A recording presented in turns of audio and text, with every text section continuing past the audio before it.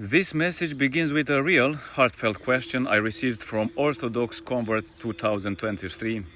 One so good, it speaks not only to him, but to every Christian who's ever found themselves fasting in silence, alone in the kitchen, with no one to join or even understand. You are not forgotten. This is your story, and today we tell it. It starts in New Jersey, with a man who heard a voice. Not a loud one, maybe just a whisper, but it was enough to crack open the world he thought he knew. After 25 years as a Protestant, that whisper led him to the Church Fathers and then to Orthodoxy. This story isn't just about discovering the truth, it's about what comes after the truth. What happens when the people you love the most don't come with you?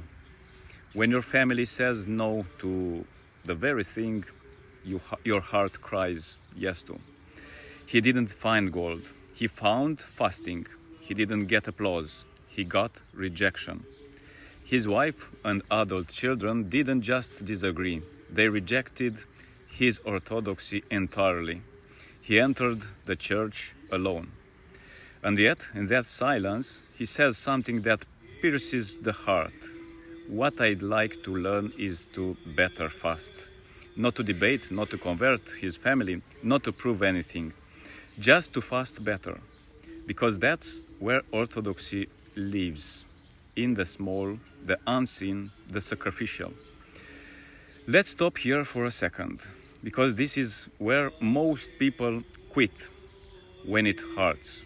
When they are mocked. When dinner is cold. Not because the oven broke, but because no one will share the table of faith with them.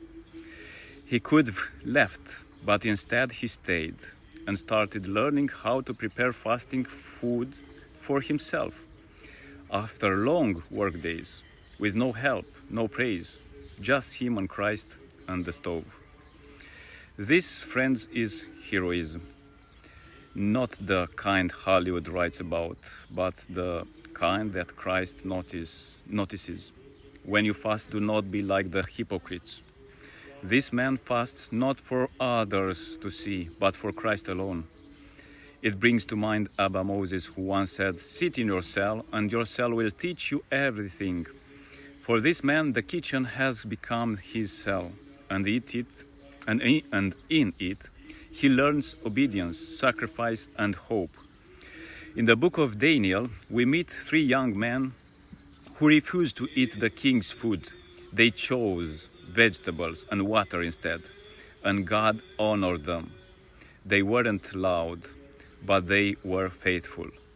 This modern convert is no different. He is not just denying food, he is denying comfort, denying the urge to argue, denying despair. Every time he boils rice or peels vegetables, it's a liturgy in miniature. And here's where it gets even more powerful. He says he's found a spiritual father. That means he's not navigating this alone anymore.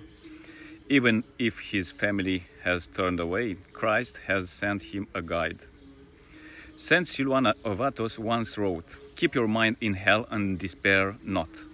That's not poetic exaggeration. That's the reality of every Orthodox Christian who walks alone but walks with Christ. He works full time. He is tired, and yet he fasts. He searches. He asks questions like, "How can I do this better?" That humility is the mark of someone who is not just converting to Orthodoxy but being transformed by it. Imagine how many souls are watching silently. Your wife, your children, they may not understand today, but you are planting seeds, silent seeds. And we know from Scripture, he who goes out weeping, bearing seed for sowing, shall come home with shouts of joy. There's a story from the Pateric. A brother came to Abba Joseph and asked, "What more can I do?" And the elder raised his hands to heaven and said, "If you will, you can become all fire." You, brother, are becoming fire slowly, faithfully, invisibly. To everyone listening, If you are fasting alone, you are not alone. Christ fasted alone in the desert. Elijah fasted in the cave. Saint Mary of Egypt fasted in the wilderness with no one but God. You are in good company. Orthodoxy isn't always embraced. Sometimes it divides households. But Christ warned us, I have not come to bring peace but a sword. That sword cuts deep, but it also cuts us free from lies, from comfort, from half-truths. And yet, the end of the story is never isolation, it's communion. If not with our earthly families, then with the saints, with the Church, with the Christ. That's the true family we've been given. So, to you, Orthodox convert 2023, and to every soul walking this same road, fast. Even if no one sees, even if no one joins, Christ sees, and He joins, and that is enough. Keep going. You're not just learning to fast, you are learning to become a light.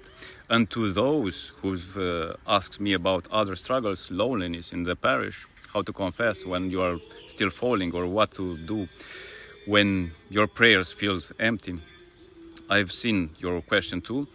One by one I will answer them, not with my own wisdom, but with the voice of fathers, with the scriptures and with the quiet fire of those who walked before us. Stay with me. Your story matters. Your struggle is not wasted. God bless you.